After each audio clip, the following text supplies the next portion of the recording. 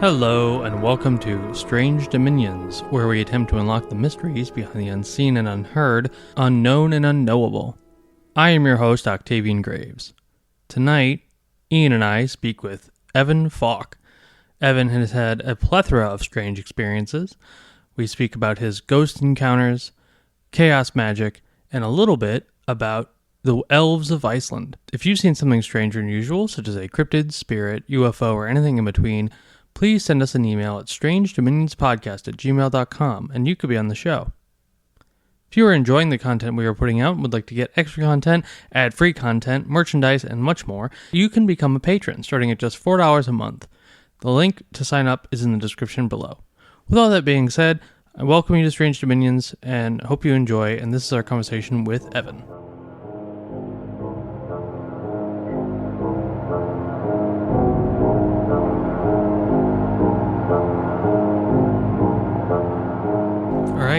Tonight, Ian and I are speaking with Evan Falk. Now, Evan, you found us through Where Did the Road Go, Soraya's show, and you sent me a tape and you told me that you had some pretty interesting paranormal experiences throughout your life. So, wherever you want to start with that, please go ahead. Yeah, thanks for having me on. Yeah, it was either Where Did the Road Go or Strange Familiars. I know you've been on both, so it was one of the two. But I just thought it was cool that, you're also a Maryland guy and, just wanted to get in contact because I checked your show out and it was cool too. And thank you. Thought it'd be cool to come on and just, no problem. Yeah, just kind of talk about just some weird stuff that's happened, I guess, over my life. I guess the earliest thing, which I didn't even know was a recurring, I guess, motif with people that have experienced stuff was kind of the thing of people when they're really young, they report seeing kind of like cartoon characters and stuff, kind of just walking around in their life. And, sometimes they don't even realize it's weird when they're a kid, but then they get older and they're like, what the heck was that? And I remember I was listening to a podcast where somebody was talking about that and it just kind of like hit me. I'm like, oh man, something like that happened. And it's kind of goofy to recount it. And I was actually trying to explain it to somebody the other night, and they kind of just weren't getting it because they weren't really familiar with the kind of like, I guess, idea of like the screen memories and stuff like that. But I just had this recollection of the door in my room, in my childhood room, was missing. And it was almost like there was just a wall there. And then the closet, again, it's kind of goofy sounding, but it was like the characters from like the 90s, like McDonald's cartoons, like the Hamburglar and stuff. And I'm sorry, say that again. Oh, I was just saying, yeah. Yeah. And it's for the longest time, I was like, oh, that was a weird thing. I mean, was that even real? But then when I started, listening to, people on various shows, kind of like this, who would call in and say that they had seen things like that, I'm like, wow, maybe there's something to this. And then when you look into, just stories about, and theories, I guess, about like the other or, visitations from whatever sort of beings, kind of cloaking themselves in sort of a familiar, something that's familiar to the person experiencing it, I guess. That was when I was like, oh, maybe that was a weird and important thing that happened, even though I just kind of brushed it off for a lot of my life. That's like the earliest thing I can remember ever happening, I guess. No, that's fair. And I'm trying to think about the other reference, and it was on a podcast, and I'm wondering if it was Strange Familiars, about that specific thing, like a cartoony looking entity. And I can't remember which show or which episode it was, but I believe the one I'm thinking of, and maybe you are too, is describing like a hairy monster that somebody had seen in their room or their house. And I know there's multiple, like you're not singular in that experience. And you're right that those, especially with younger people, they do encounter and see sometimes established like fictional cartoon characters or things that look animated almost, but in that particular way, and it sounds absurd. And then, we're talking and bringing it right down to the other end, the idea of kind of these entities or the phenomena playing like wardrobe, from us. And it's, that's right in the heart of what we're interested in. So, but I was definitely trying to think about where I'd heard that reference before. And I think we listened to the same show. But go on, please. Please tell us more about some of your earlier experiences. Yeah, it's weird because, I kind of, a few months ago, just sort of wrote everything I could remember down, and there's a pretty big gap. I mean, I was very young when that happened, and I don't remember anything else strange happening until I was probably about a senior in high school. And a lot of other than the thing I just described, most of what I've personally experienced has not been visual. It's been either auditory or just a strange feeling. And the thing I remember after that was, it was actually like the day after my grandfather's funeral. And I was in the basement at my grandparents' house. And I don't know if you guys have ever had situations like this where, it is almost like an extrasensory thing where something is there, but it doesn't correspond to any of, like the five senses. It's just like I don't know how to, I didn't hear or see anything. I was just like my grandpa's here. I just knew he was. Yeah. No, I understand what you mean by that. Yeah, describing that particular feeling can be challenging because language we have doesn't really convey it, but I think both of us can say that, yes, we have. So that's a fine way to put that.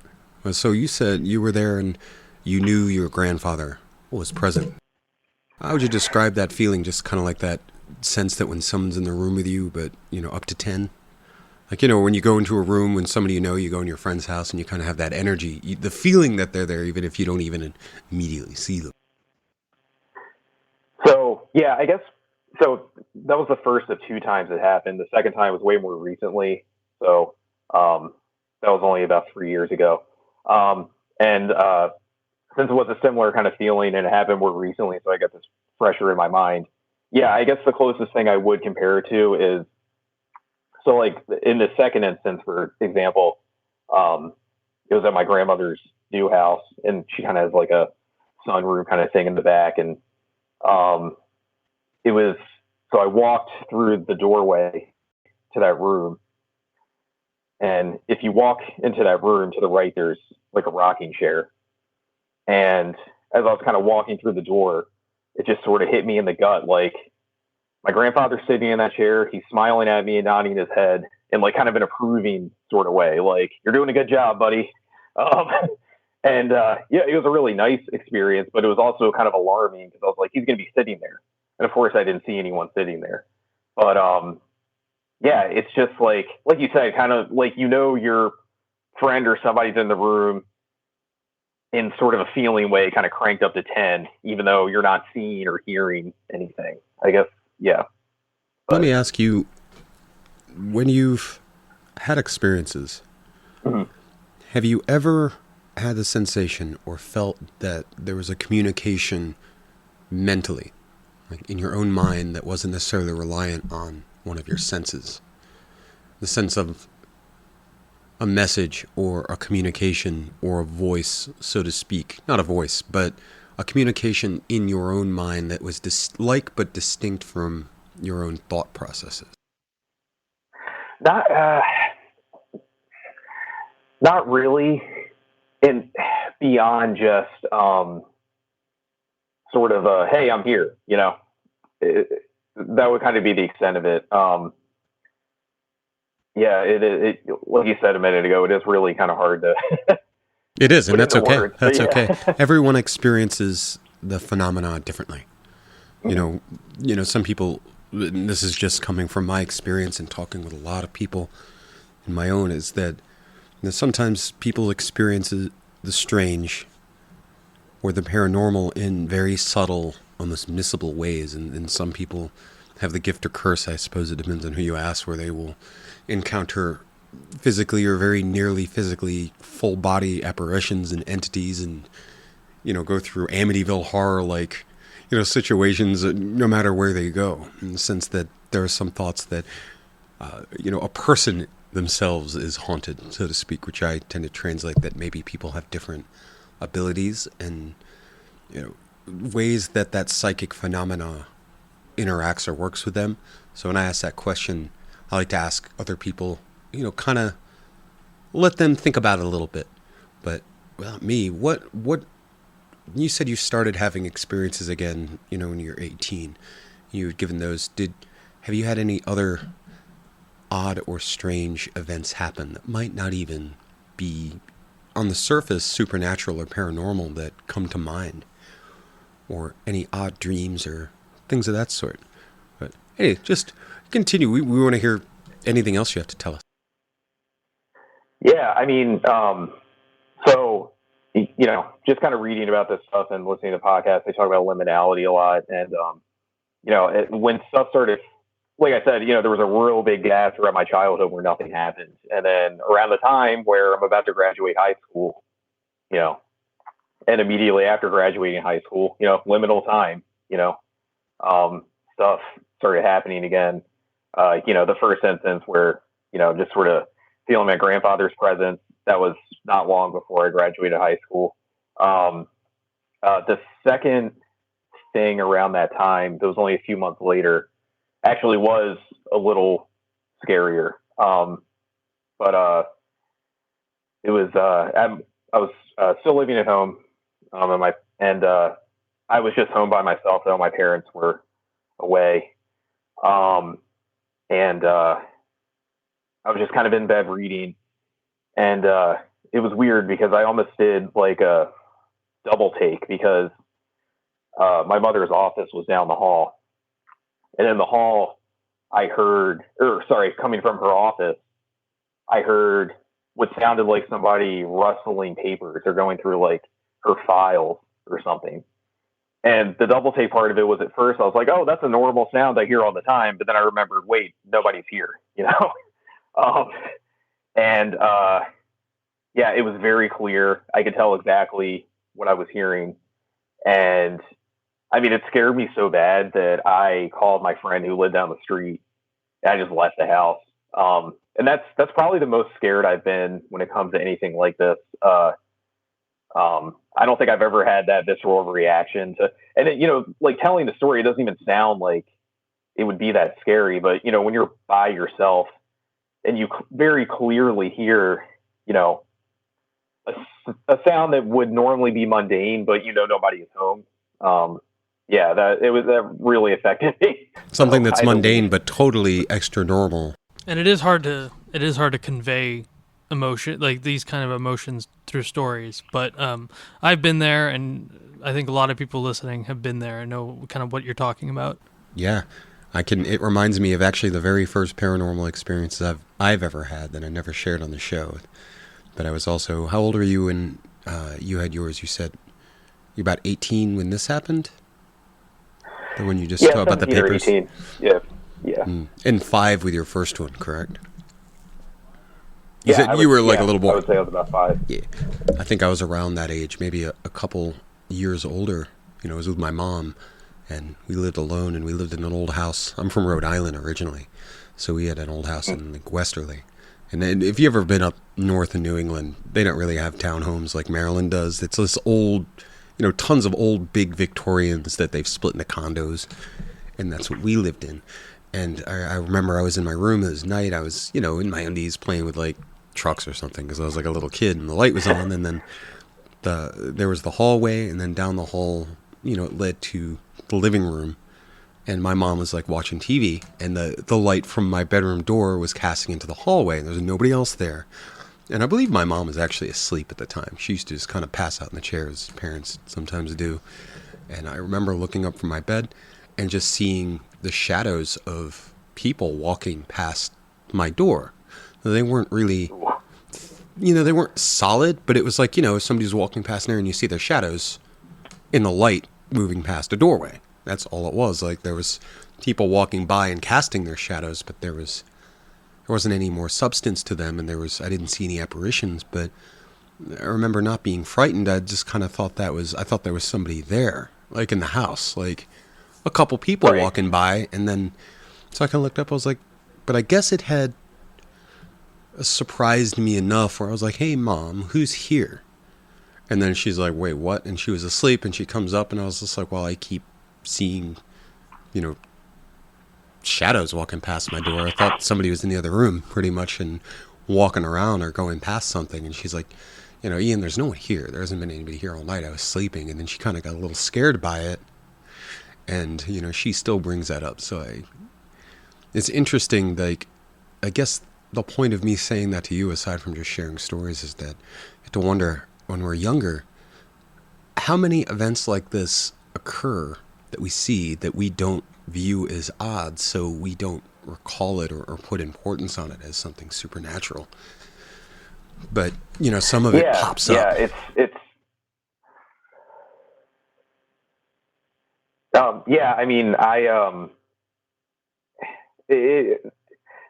guess because I guess for a long time I was really into this subject matter when I was younger, and then I kind of had this period in like early to mid 20s where I was just like, none of this is real, and I just sort of just got really skeptical about it. And then in my late 20s, I sort of started becoming interested again. And it makes me wonder, was there, like, kind of what you said, like, was there stuff that happened, but because I was in that, hyper skeptical mindset, I just didn't acknowledge it or even realize there was something weird going on.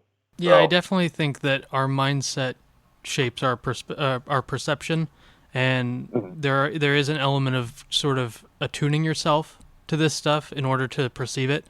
I mean, that's not always true. There are people who are complete and total skeptics, and then they have weird stuff happen to them, and then they become a believer or get interested in it through that. But I think for a lot of people, these periods of non-belief, there's stuff happening all around them. They're really unable to perceive it. They don't have that faculty to pick it up. Or maybe they've turned it off in some way. Or yeah. So, but yeah, keep going. Let us, like, what other? I know you had a couple other experiences. Yeah, there's quite a few, and then a few that have happened pretty recently too. But yeah, I guess around that time, end of high school, I think at this point I had actually started community college, but still living at home. And so I didn't actually experience this, but it involved me. My dad told me he was talking to my mother, and they were in that office that I mentioned before. And he said, out of his eye, he saw me come walking down the hallway to the point where he acknowledged me and said, "Hey, how's it going? You're back from class early, And then I went into my room, and he followed me out into the hallway, or who he thought was me, and into my room, and nobody was there. And then he called me and said, "Hey, or did you just come home?" And I said, "No, I just got out of class. I haven't been home since I left this morning." So yeah, that was a weird one. And my dad is not somebody who's into the subject matter at all, but it's strange because he saw that, and he has admitted to me that he's heard, he'll be in the basement, he'll hear someone walking around upstairs when no one's home. It's just kind of strange that I think that's probably the only visual thing in my parents' house that anyone's ever reported, and it happened to someone who's a little bit skeptical about this stuff. No, that is interesting. It's almost a doppelganger effect. Well, let me ask you something. Near your parents' house is the house that you grew up in too, right?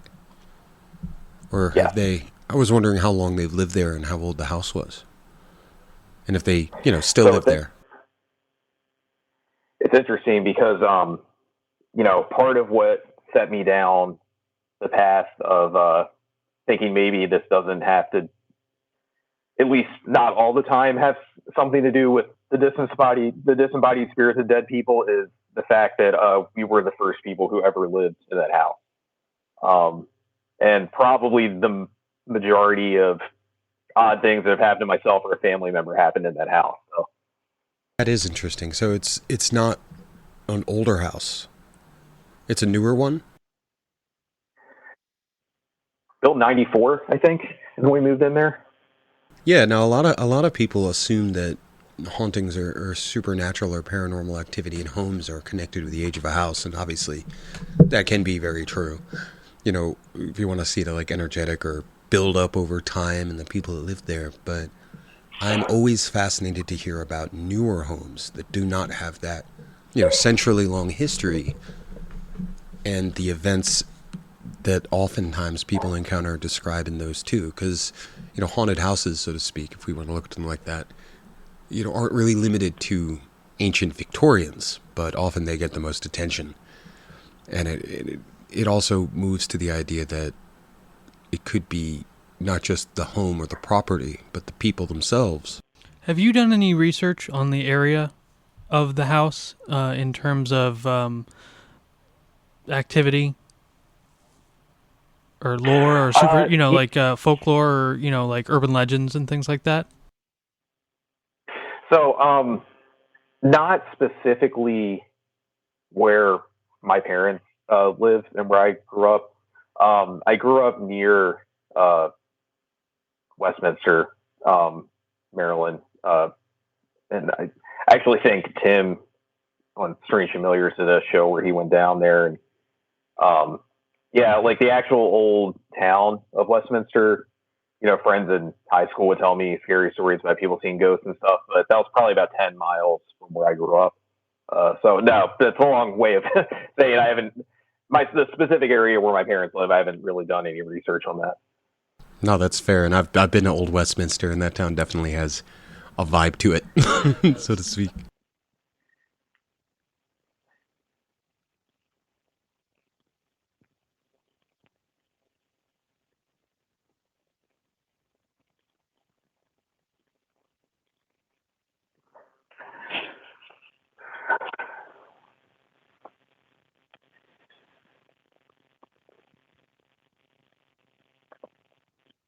Mm-hmm.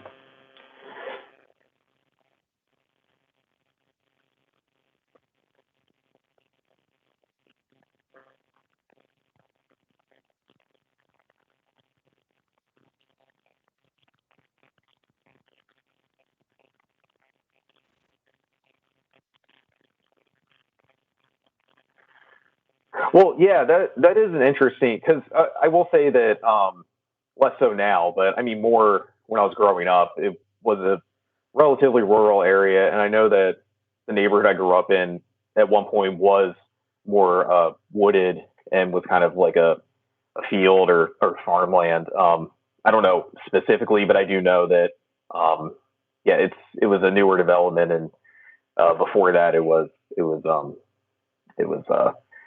yeah, like you said, more wooded and so yeah. I mean, that's an interesting. That never really occurred to me, but that is a possibility. I tend to think in very animistic points of view. Just out of curiosity, while all of this has been going on in your life, do you practice magic or any kind of esoteric things, or did you at any point while this was going on?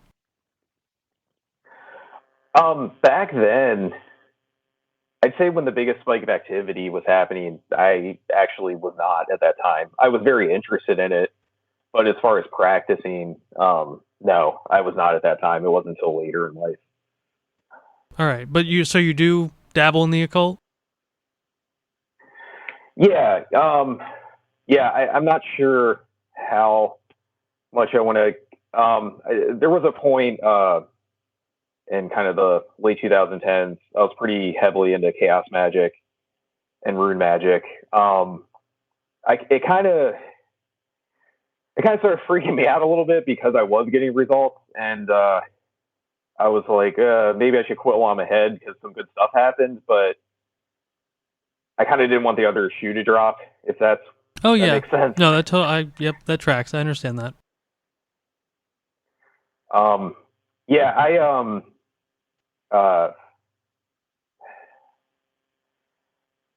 I'm kind of private about it. I'm kind of wondering if I want to talk about it. You talk about whatever you want, and whatever you don't want to, don't worry about it. Yeah. But I'll put it this way. I still kind of think about the world in, I guess, terms you could describe as esoteric, but it's a little more structured now, I guess, and it's not so much kind of just making DIY sigils on my own, I guess. Right. Yeah. Yeah. But go ahead. Oh no, I was just saying, just going on from that. Any more experiences you want to talk about? Yeah. So the last thing I remember at my parents' house was around that time, maybe about a year later, that my dad saw the doppelganger of me. They were away again on vacation, and a friend was just staying over to hang out with me while I was house sitting. And I remember waking up in the middle of the night, and it sounded like people were talking downstairs in the kitchen. And as people often report with these kind of things, instead of being really freaked out, I just kind of went back to sleep. Like, I remember acknowledging it, but I was like, oh, there's people talking in the kitchen. That's odd. And then I remember when my friend and I woke up in the morning, the first thing my friend said was, hey, did you hear people talking downstairs in the kitchen last night? So that was weird, because that was kind of a double experience kind of thing that happened. And that was kind of validating as far as making me think that maybe there really was something going on in that house. Yeah, no, when somebody you don't expect kind of pops up right after you say something, and they, validate you, and they look over and they're like, hey, did you see that too? And you didn't even mention it. That is a feeling. Yeah. I told the story before on the show about how when I was a kid and I had a friend over, and I used to hear my name called all the time in my mom's old house, but he was with me and we were hanging out and we heard my name call, and he was like, hey, I think your mom called your name. And I'm like, she's not home. She won't be home for like another hour. And that freaked him out. I was already used to it by that point. But yeah, so I know that feeling very well. Yeah, it's I don't know. It's weird, because like I wasn't really scared until the other person confirmed it. Like I said, I kind of just went back to sleep, and then that's when I was like, oh, that's I don't know, because I thought maybe it could have been a dream until the other person acknowledged the same exact thing, but.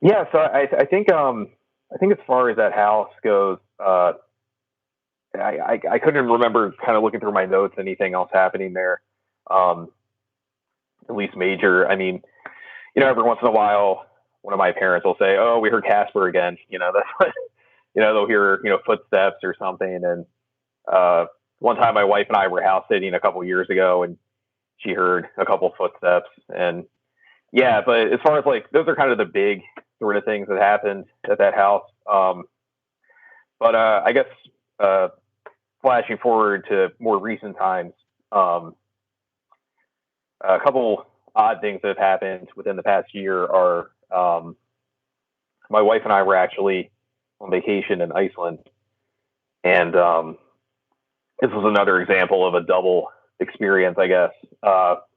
We were just kind of laying in bed, just reading or watching goofy stuff on YouTube, just kind of getting ready for bed in the cabin we were staying in. And around the bed there was kind of one of those, kind of like a privacy curtain, sort of, I guess you could say, and it was kind of a heavier fabric.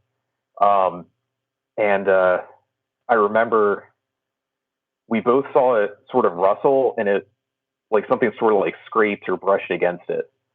And my wife is a lot more skeptical than I am about this kind of stuff, but she was actually more, I guess, upset by it than I was, to the point where there was like a loft space over where we were sleeping, and she was like, "You got to go up there and check and make sure there's nothing up there, nobody up there."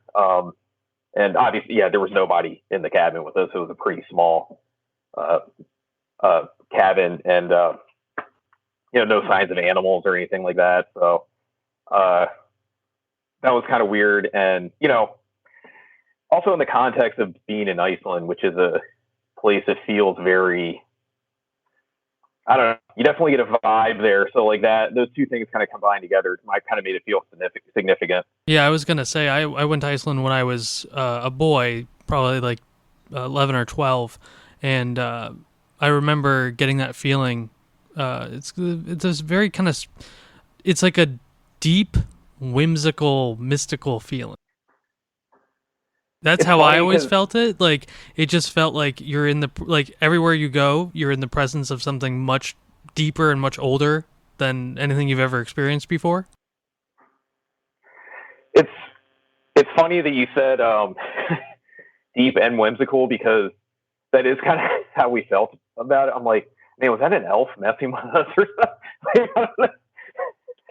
It's likely just because of how open they are in that country about those things. Like it's still very much a part of their culture, whereas here we suppress all of it, like most people do, and it's just the weirdos who kind of like look into it and stuff like that. But in Iceland, it's very normal for people to talk about their elf experiences or to believe in elves. It's just an aspect of their culture.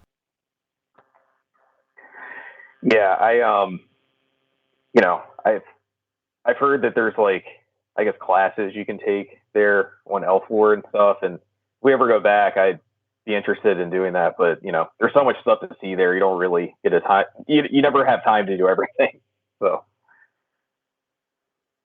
but we did go to the Witchcraft Museum the first time we went, which was amazing. Yeah. And yeah, as far as experiences go, the last two things were this year. Well, I guess Happy New Year, past technically 2022. Yeah. But yeah, and they were also at a liminal time, but these actually involved my wife more than me, even though I was in the room. So when we were first starting to look for the house that we currently live in, and this was extra weird because almost nothing happened at our old house. But she said it was also weird because earlier that day we kind of had a strange sort of shared not great vibe about an old house we looked at. They kind of gave us the creeps, and we kind of talked about it afterwards, and we were like, it's a cool house, but like, I don't know if I could live there, with the kind of energy that we were feeling, sort of. No, that's it. Was that in Westminster? It was, yeah. Because I mean, we're both local, so you have that moment like, I wonder if I know where he's talking about. And we haven't been there. We haven't gone squatching in the Westminster Commons. Now it'd be so you got the vibe that this house. I can actually send you the address of it later. Yeah, please email do. To you guys if you want to see it. Yeah, but there's probably somebody living there. We're gonna knock on the door, be like, "Hello there." Oh my goodness. No, I haven't thought about Westminster in a while, but I used to go out there every once in a while, and they definitely have. There's a lot out there on that side of the state that's very weird. The foothills of the Appalachians, its weirdness must leak down. I can't mention it before, or I gotta mention it. The listeners are just gonna hear your voice, but we have you on video, and I got a comment about your Sisters of Mercy shirt. Yeah, very nice. Thank you. Yeah, they're definitely a top Killing Frost influence, I would say. Nah, me too. They're one of my old favorite. And gotta remember, Andrew Eldritch is no way goth. No way. Just in case he's listening, you're not calling you a goth, Mr. Okay, go. He's not goth, and they're not industrial bands, so you just gotta. Definitely not. They're just. Sasquatch is not a cryptid; he's a cryptid-like influence. So you said there's two other experiences that you've had recently? Yeah, then we're gonna dig into your music a little bit too, because I want to know. Oh yeah. So after we went to the house and we were kind of freaked out by it, and like I said, played a pretty big part in us kind of passing on putting in an offer. We went home and then went to bed, normal, just kind of a normal night, and then the next morning my wife told me I saw a ghost in our room. And she doesn't say stuff like that, really. So you were like, yeah? Yeah, it was like, go on, And I said, I was kind of going through the thing like, what could it have been sleep paralysis? Were you unable to move or anything like that? And she said no, because I didn't know if it was you. I didn't know if it was an intruder. So like, she said it walked by her bed and like kind of walked by her side of the bed and went into the bathroom. Like the bathroom door was right next to her. And she said she actually reached out and tried to touch whoever it was. And so unless there's something I don't know about sleep paralysis, that seems like that kind of acts as that. Yeah, I've never heard of that aspect of it. Yeah, no, sometimes there's the liminality of those encounters. Some people have them during a sleep paralysis, and they might be a little more authentic than, just a sleep paralysis manifestation. However, there are many reports that do not involve sleep paralysis at all, and the people are, they might be groggy, but they are otherwise very awake. So you said you reached out and touched it. Did she tell you, did she feel anything weird, or was there a Did sensation? she actually touch it, or did she just reach out? She just reached out. She didn't, she didn't feel a physical thing there. It was just, she was just kind of alarmed and sort of reached her hand out, and it was more to, let me know that she wasn't having a sleep paralysis. And I don't think she's ever told me she's had that in the past anyway. So, if you ever dig into her and her or any of the other family members end up sharing some stories, you should definitely let us know as well. You actually just reminded me of one. It kind of goes back to the very first one that I told. And my wife told me one time that her mom and her uncle, when they her mom told my wife this, but she said that when her and her uncle were kids, they were sick home from school one day, and they were both looking out the window, and they both saw what looked like little, almost like gnomes, but they had big heads, and they were like the heads of various past U.S. presidents. That's kind of fascinating. Yeah, that's really interesting. And strangely relevant, maybe? Like, to some of the other particularly weirder account tales that move under the umbrella of high strangeness. So you said they looked out. You can finish that story. I want to hear more about that if there is anything to tell. Well, the only other thing was just going back to the first thing I can remember. When my wife first told me that story, she was like, yeah, my mom told me this weird story about her and my uncle one time when they were kids. When she told me that, I was like, oh God, like that, that just immediately reminded me of the whole, thing, seeing the McDonald's characters. I was like, was that the same type of thing? And maybe, I don't know. But I think it might be. I mean, it's that. I mean, they take all kinds of shapes and sizes in order to make you feel what they think is comfortable. Or maybe that's just how your brain's translating something that you can't really process accurately, and it's doing that least common denominator of, like, who knows? But that's interesting. And we come across so many different reports and of phenomena encounters and entity encounters where it's absurd almost on like a level outside of this, but there's a depth and the patterns that are revealed when you hear so many stories and look into so many reports that just have these reoccurring elements and similarity. So, you hear about like, oh, well, somebody might hear that and say, well, that kid's just, he's like 5, he's seeing cartoon characters, not real. But then if you have the opportunity to listen to like 100 different stories and you start seeing these connective elements, like, you have little figures with large heads that occur in not just UFO stories, but fairy stories. And then the idea that there's features about them that are plainly absurd. And then it goes into just, it's a very big, wide, strange mystery. And I'm always excited to hear about like when you hear certain similar things. We were talking about what you saw, those cartoon characters. And I really wish I could remember the episode that I had heard about somebody essentially seeing what amounted to be a hairy creature who looked like a cartoon character, but it looked like the depiction of what some people view as hairy monsters, like out in the woods or on back roads, and are like almost Bigfoot encounters or something similar, but under that context, so you almost had like a crossover between that. And of course, it's in your bedroom where a lot of these happen, or in the house. So what do you think? What's your personal take? Well, do you have any other stories before you get into the theories? Well, the last thing I was going to say was just kind of going off when we finally moved into our new house, my wife saw something again. And this time it was standing over me, and she did the classic thing where she just kind of went back to sleep. And then that's the most recent thing that happened. That was like late April when that happened, of 2022. So, how far apart have these, like this year in 2022, how far apart have the experiences been in time? So those are the only two things I can recall happening this year, and they were probably about 2 months apart, I would say. Okay, so somewhat recent of each other. Yeah. Okay. So not years, but relatively in proximity. Did your wife describe any features of what she saw, or was it one of those like vague, saw a figure and kind of the details slipped or faded quickly?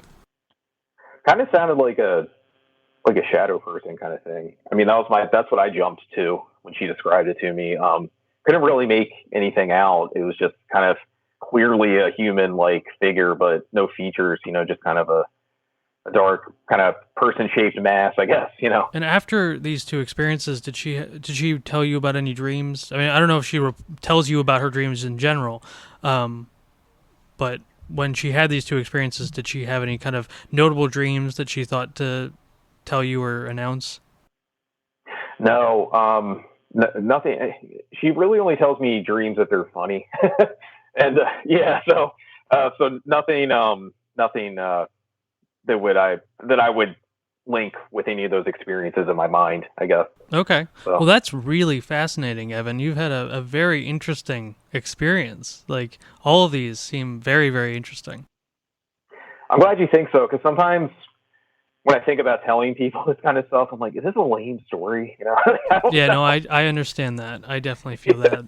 And it's not a lame story. I think it comes down to sometimes we don't feel confident in the language we're using, because there really isn't language to convey it, because it's it's subjective, but at the same time extending into an objectively unexplainable event, and that can make it some of those experiences end up being perhaps some of the most impactful things of your whole life. But when you say it, it's like, well, how do I explain this in a way that can convey like how it actually impacted me in because it's really is a liminal zone between that subjective state and describing objective phenomena.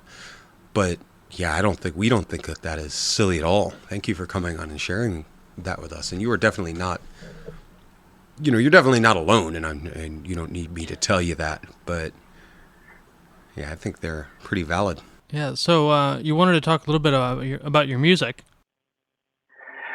Yeah, sure. That'd be great if I could, just sort of plug some stuff that's come out recently, or I don't know. We could talk about just what you guys are into, or Yeah, if you want to talk about how you got started with music and what your influences are, and then plug some stuff, that's absolutely fine with us. Well, your listeners, tell us about what your music's about, your band name, its influences, how it sounds.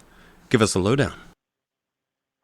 Yeah, so in 2020, when kind of like the hardcore lockdown period, I was kind of just, I would kind of like start fake bands and just be like, oh, I'm going to record a demo, and, maybe not ever do anything with it. And, it was winter was coming, and, it was just kind of gross and cold. And, it was, since, Christmas wasn't as big of a thing that year, a lot more free time on my hands.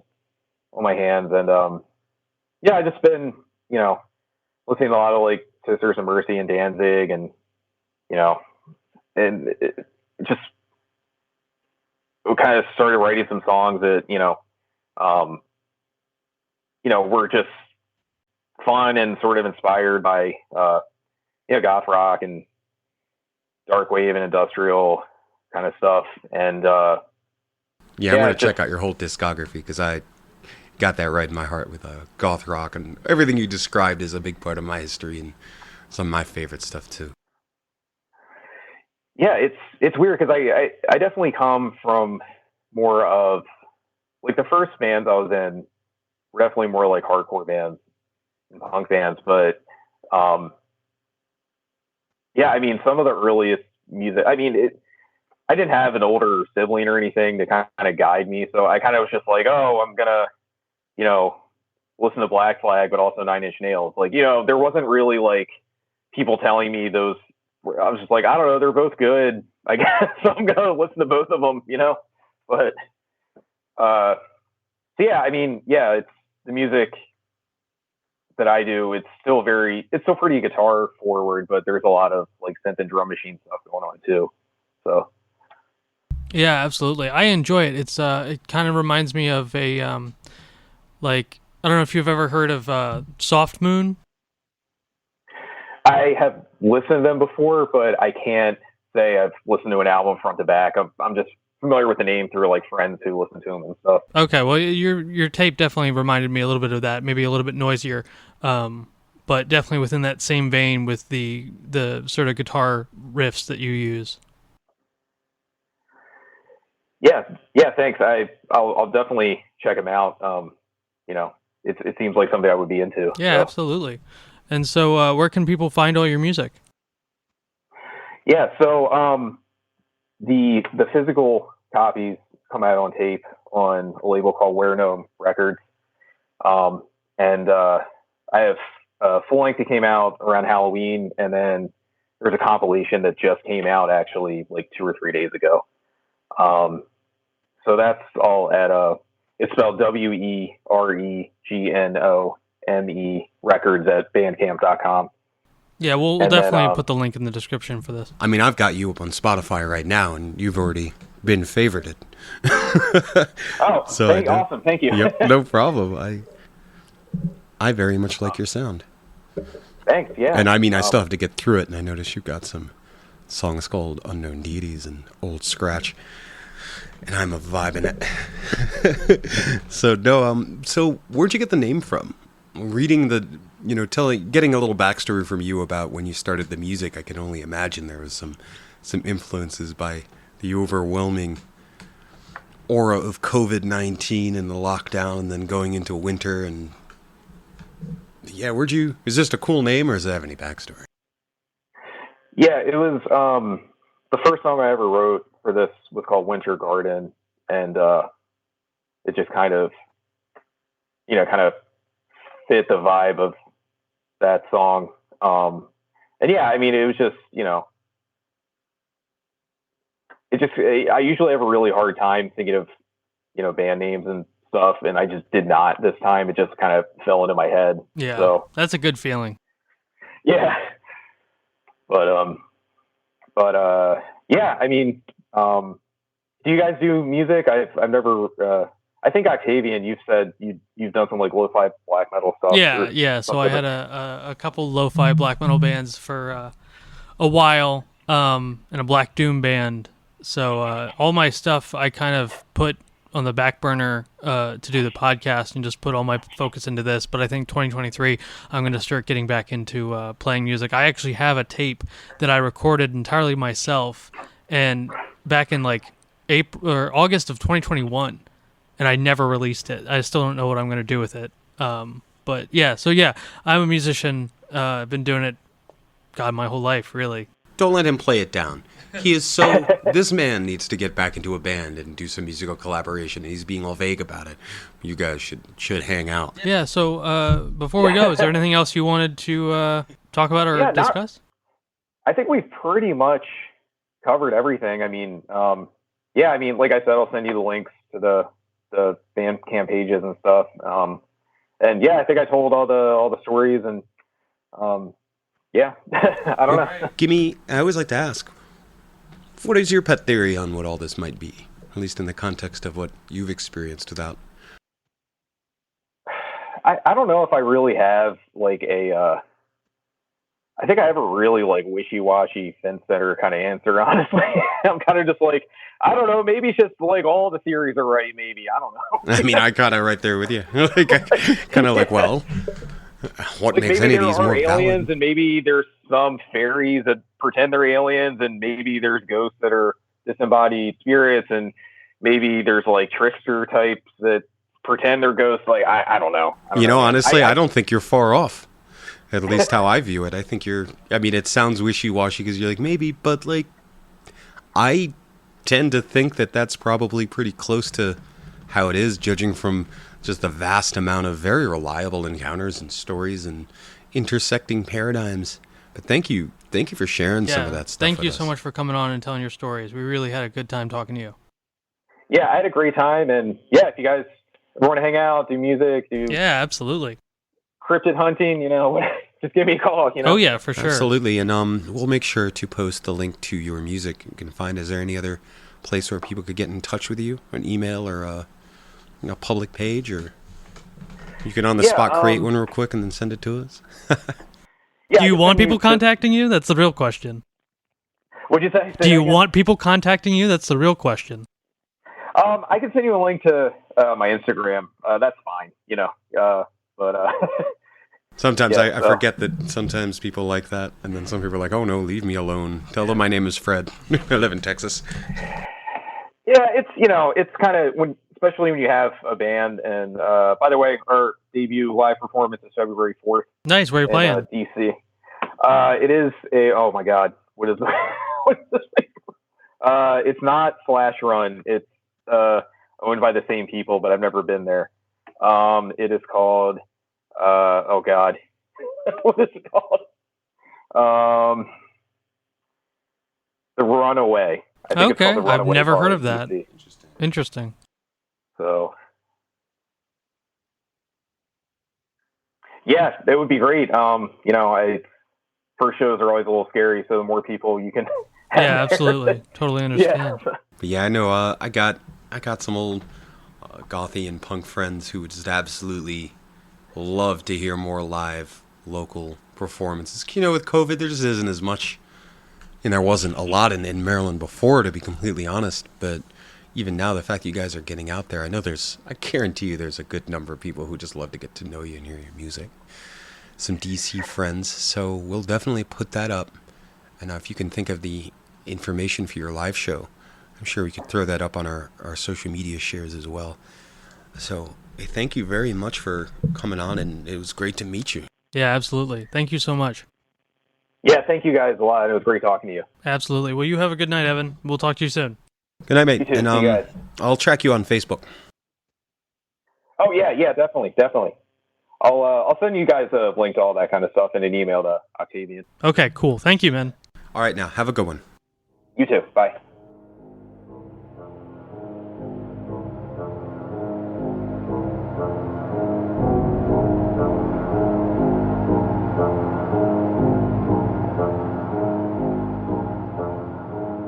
And that was our conversation with Evan. I want to thank him so much for coming on. He was a fantastic guest. We loved talking to him about all of his strange experiences. And if you've had a strange experience, please send it in and you can be on the show. With all that being said, thank you guys so much, and we will see you again on The Strange Dominions.